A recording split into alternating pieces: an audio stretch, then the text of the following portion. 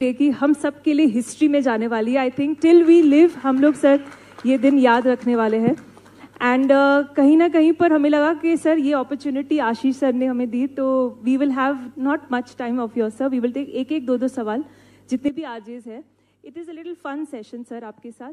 तो पहले हम शुरू करेंगे सर आपके बगल में ही बैठे हैं आरजे सिद्धू जी से। यस सॉरी, उससे पहले मैं बहुत दिल से आशीष जी को बधाई देना चाहता हूं, उनका अभिनंदन करना चाहता हूं।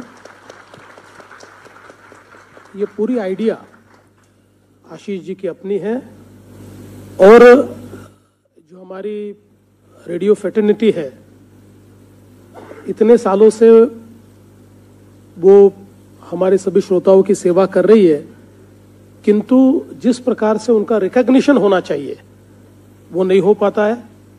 और उसी के चलते आशीष जी ने यह तय किया कि रेडियो जो अंतिम व्यक्ति तक पहुंचने वाला माध्यम है उसको हम एक बार फिर सम्मानित करें, सेलिब्रेट करें। और आज का ये जो कार्यक्रम है वो उन्होंने यहाँ पर आयोजित किया और विशेष रूप से आशाताई स्वयं इस कार्यक्रम में है। तो मैं ऐसा मानता हूँ कि वर्ल्ड म्यूजिक डे पर आशाताई के उपस्थिति में उनके ही नाम के पुरस्कार मिलना ये लाइफ टाइम अचीवमेंट है। बिल्कुल सर, एब्सोल्युटली राइट। जी तो शुरू करें। We will have first RJ Siddhu from red FM. जी सिद्धू सर, सबसे पहले तो आपको बहुत बहुत धन्यवाद इतना बेहतरीन ये आयोजन करने के लिए और रेडियो का एक मनोबल स्ट्रॉन्ग करने के लिए। बहुत ही उम्दा दिन चुना है आपने, वर्ल्ड म्यूजिक डे। आपके लिए म्यूजिक क्या मायने रखता है? मुझे ऐसा लगता है कि मेरे लिए म्यूजिक एक हीलर है, म्यूजिक एक स्ट्रेस बस्टर है। और मुझे जब भी समय मिलता है या जब भी मुझे डिस्ट्रेस होना है तो मैं म्यूजिक सुनता हूँ। मैं प्रवास करता हूँ तो सारे प्रवास में मैं गाने सुनता हूँ और मैं ऐसा मानता हूं कि उससे हम अपने जो इमीडिएट प्रॉब्लम्स है उसको भूलकर एक दूसरी दुनिया में जाते हैं। इसलिए म्यूजिक मेरे लिए एक बहुत बड़ा हीलर है। Thank you sir. Thank you Brajesh ji. नमस्कार सर। सर, रेडिओ कुठे आणि राजकारण कुठे दोन वेगळी वस्तू आहेत। कधी रेडिओवर ऐकलेल्या संगीतनी राजकारणच्या वाटेवर मदत केली आहे का आपली? नेहमीच होते बघा। आता तुम्ही जर बघितलं असेल तर 2019ला आम्ही निवडून आलो पण आमचं सरकार नाही आलं। पण 2022ला आम्ही सरकार आणलं आणि वो सिकंदर भी दोस्तों कहलाता है, हारी बाजी को।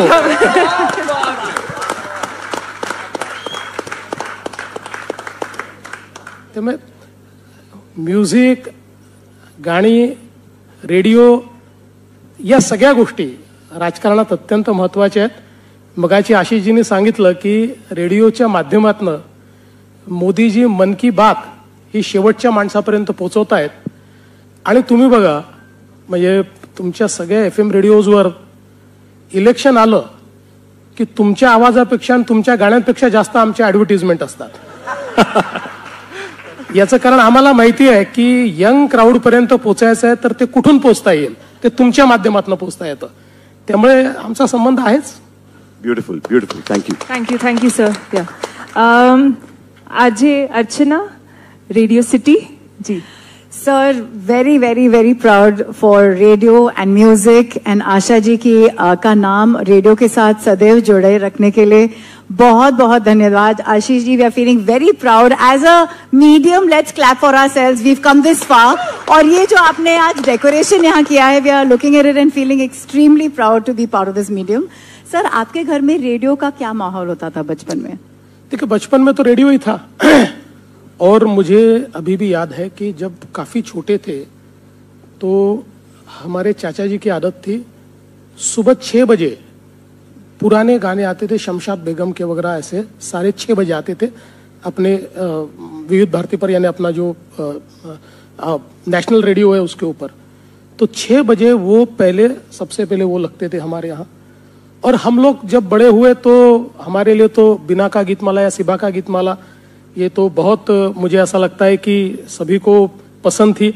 मुझे आज भी याद है कि कुर्बानी फिल्म शायद आई थी उस समय, आप जैसा कोई इतने दिनों तक चार्ट बस्टर रहा, वो नीचे जाता ही नहीं था। और ऐसे कई, और मुझे इस बात की बहुत खुशी है कि ये जो कैरावान रेडियो आया है इसने बिना का गीतमाला की सारी जितने एपिसोड्स हुए हैं ये सारे एक साथ हमको दिए। वो सुनने में जो मजा आता है, ऐसा लगता है कि वही पुराना समय वापिस आया है। तो अमीन सयानी जी के लिए उस समय हम लोग सब बिल्कुल राह देखते थे कि कब आएंगे और कब वो सारी अपनी बातें बताएंगे।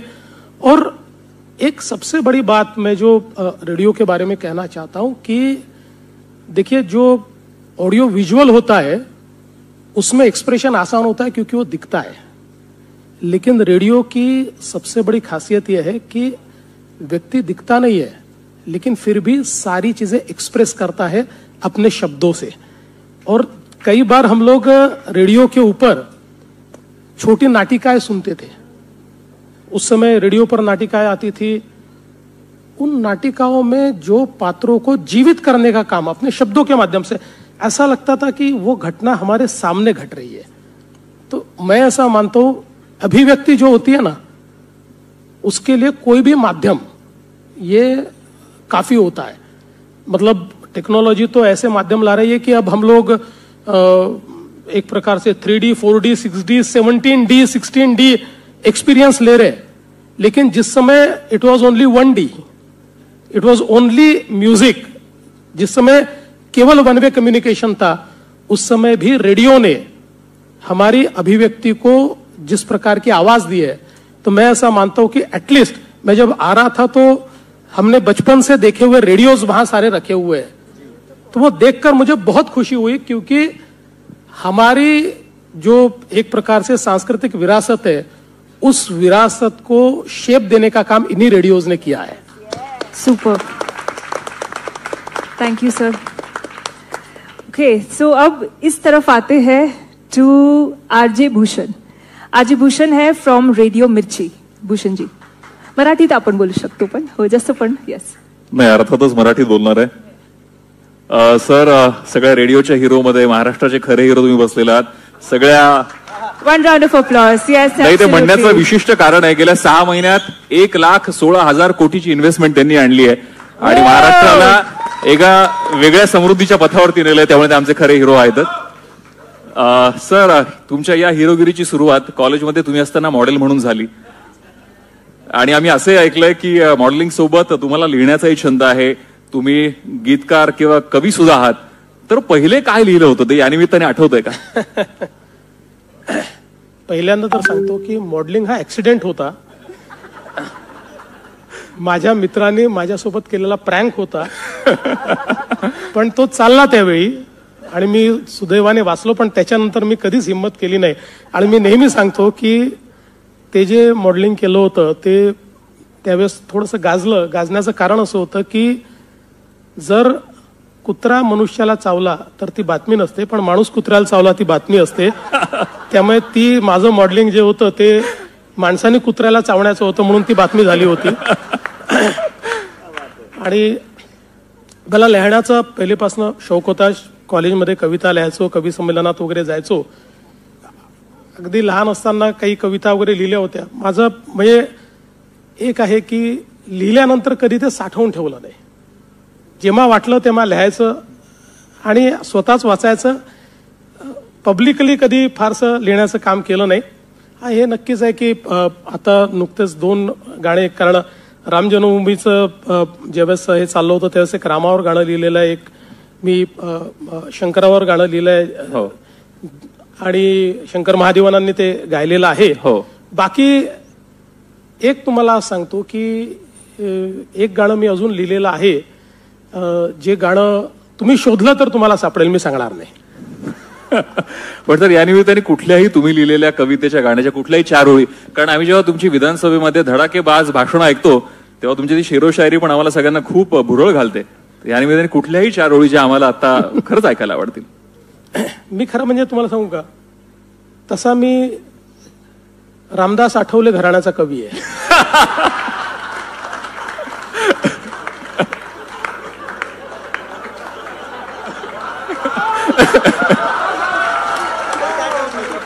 आम्हाला शीघ्र कविताही चालेल, हरकत नाही. म्हणजे तुम्ही आहात आरजे, मला येत नाही फारसे, नाही नाही. बाहेर लावले आरसे.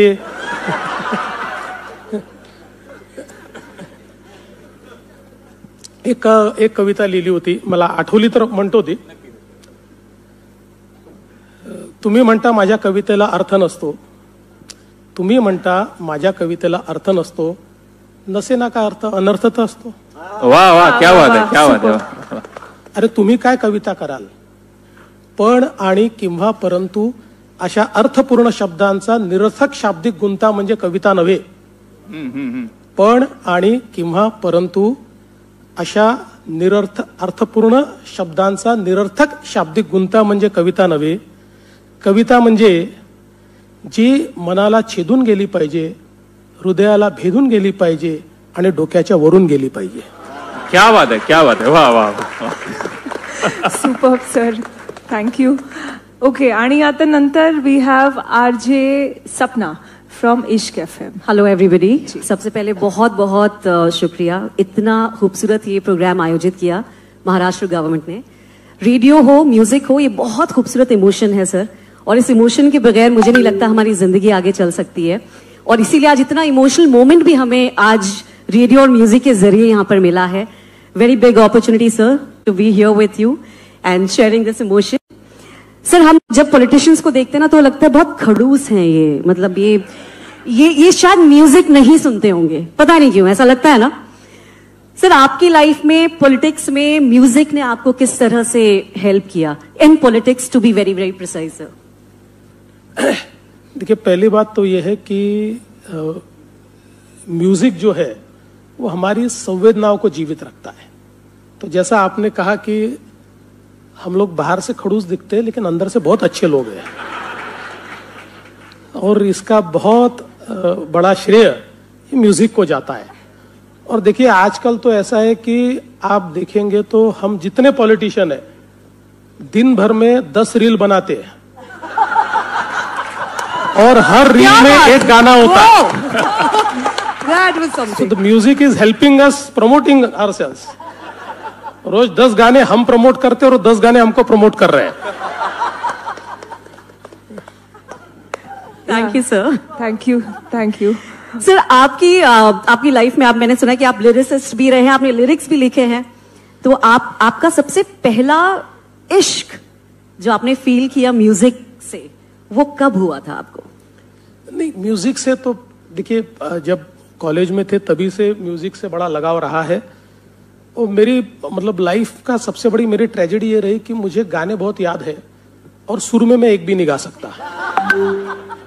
तो इसलिए छुप छुप के गाना ये मुझे बड़ा पसंद है. तो मैं ये करता हूं कि गाने को फुल वॉल्यूम पे लगाता हूं और फिर उसके साथ गाता हूं, तो अपना बेसुरापन उस सुर में मिल जाता है और अपने को लगता है कि हम भी इस सुर में गा रहे हैं. सर, एक हो जाए, बिकॉज पब्लिक रिक्वेस्ट यहाँ पर आ रही है, एक आपका हो सकता है अगर सब लोग गाना, हम कोरस वाले आदमी है सर, हम हाँ, will do that. Are we ready? नाही, थँक यू सो मच सब. हा, ओके ओके, नाही नंतर आपण नक्की घेऊ. ओके, शेवट आरजे अक्की आणि तुमचा प्रश्न सरांसाठी. सर्वात पहिले तर नमस्कार सर, खूप प्राऊड मोमेंट आहे. रेड एफएम आणि मॅजिक टीम कडून आभार व्यक्त करतो. एकतर ना मला इतकं भारावून आलेलं आहे, तुम्ही नागपूरचे आहात, तुमचा हा नागपूरचा मुलगा नागपूर निघून पुण्यात आला, पुण्यातून मुंबईच्या रेडिओत पोहोचलेला आहे. 17 वर्षाचा हा प्रवास. आणि प्रश्न असा की लिरिसिस्ट बद्दल आता बोलणं झालं आणि तुम्ही खूप छान लिहिता. अमृता मॅम सर्वांना माहिती आहे खूप छान गातात, तर असं एखादं गाणं आहे का की तुमच्या लाईफमध्ये प्रेशर टाकून मॅमने तुमच्याकडनं लिहून घेतलंय किंवा तुम्ही स्वतःहून त्यांना डेडिकेट केलेलं आहे, असं कुठलं गाणं? झालं तर उलटच होईल, मला प्रेशर टाकून माझं गाणं म्हण असं म्हणावं लागेल. उलट प्रेशर तसं येणार नाही. पण मी जसं मगाशी सांगितलं की एक गाणं मी लिहिलेलं आहे, पण मी त्याच्या खाली मी लिहिलं असा क्लेम केलेला नाही. ते अमृताने गायलेलं आहे, ते तुम्हाला युट्यूबवर मिळेल. सर, पण नाव मी सांगा सांगणार please. नाही, तुम्ही शोधून काढा. पण आज वर्ल्ड म्युझिक डे आहे, तर एक जे गाणं जे मॅम साठी तुम्हाला डेडिकेट करायचं असेल ते कोणतं असेल? नाही, डेडिकेट करायला पुष्कळ गाणे आहेत. मला असं वाटतं की म्हणजे जेव्हा आम्ही भेटलो, आमचं काही लव्ह मॅरेज वगैरे नाही, आमचं अरेंज मॅरेजच आहे. पण मला असं वाटतं की 90sची जी गाणी आहेत ती गाणी मला, कारण आम्ही 90s वाले आहोत, कॉलेजमध्ये 90s मध्ये होतो, त्याच्यामुळे ती सगळी गाणी मला फार आवडतात.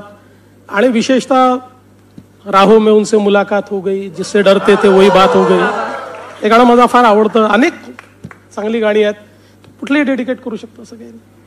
मग राहोमेच करूयात आपण. थँक्यू अगी, थँक्यू सर. आणि sir, before we end this discussion, आपण हे I just want to ask you sir, what keeps you motivated sir? कारण आम्ही सगळे, वी ऑल हॅड एक प्रश्न की वी ऑल गेट टायर्ड, अक्की आणि सगळं, की सर 24 तास सर, 24/7 सर. मतलब I have been fortunate to know you little personally also, but sir 24/7 sir music आहे. आणि sir how do we keep yourself up sir?